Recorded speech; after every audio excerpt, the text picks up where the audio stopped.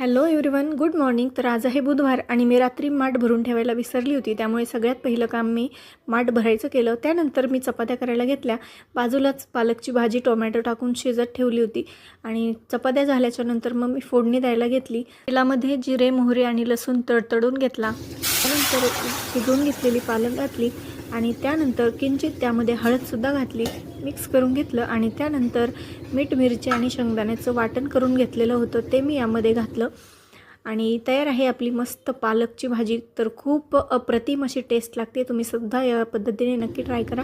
तर सकाळचा स्वयंपाक माझा रेडी झाला. त्यानंतर मग मी थोडासा चहा ठेवला आणि चहा उकळेपर्यंत मस्त फरशी अशी पटापट पुसून घेतली.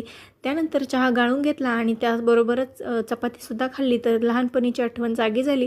त्यानंतर दुपारी मी ग्रेप्स मॉजिटो बनवलं होतं. त्यानंतर बाळ असा मस्त मस्ती करत होता. गॅसची टाकी, टेबल, फॅन सर्वच काही